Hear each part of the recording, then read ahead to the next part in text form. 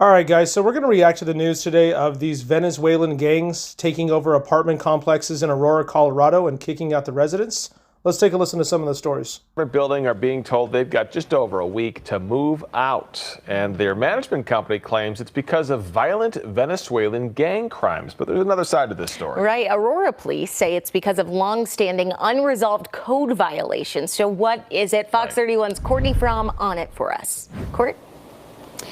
Good morning to you both. Yeah, it's kind of an interesting situation with this building. I personally have been there. I covered a shooting there just 2 weekends ago on a Sunday. But despite that obviously violent crime that happened inside of the building, there is a lot of outlying factors on the outside. And I think that's what the city is talking about as well. We do have some photos of those that we'd like to see you, or show to you, I should say. Now, it is kind of a heated issue right now, and those tenants have 8 days to get out. Now, here's a look at that complex. It's off Colfax and Nome Street, has 99 units, and they all need to vacate. A spokesperson from the city says instead of addressing the documented code violations, some of those photos we've shared with you, CBZ Management, who owns the property, has hired a team of attorneys and a PR team to fight the city on this. Now, the city tells us the issues range from rodent infestation to a lack of heat and electricity. There's broken windows in the building, trash pile up, and water leaks, just among the few. But an investor of the property says those who live there have been left in a state of fear and chaos because of Venezuelan gang violence, and that's why he wants to remain anonymous when he spoke with us.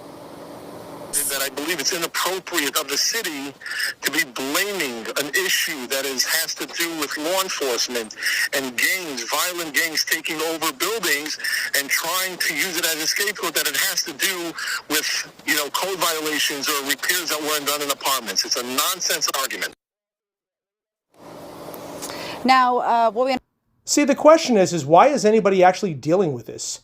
Why should anybody be dealing with Venezuelan gangs from a prison? That's ridiculous. This is the United States. We shouldn't even be dealing with illegal immigrants committing crimes like this. But don't take my word for it. Let's take a listen to some of the residents that actually live there and want to tell you what they think is happening. Lastly, I would like to point out the very glaring truth and fact that President Trump has been saying for years, that these foreign countries are releasing their prisoners and sending them to the United States. They are releasing their asylum residents to come to the United States. They're here, okay? According to this report by DHS, CBP, it is widely known that Tren de Aragua is a Venezuelan prison gang. Prison! They release them from Venezuelan prisons, and they now live here around you and your children. Are you still going to sit by and claim that Trump is racist or something's wrong with him when he is the only politician who is willing to address this head on?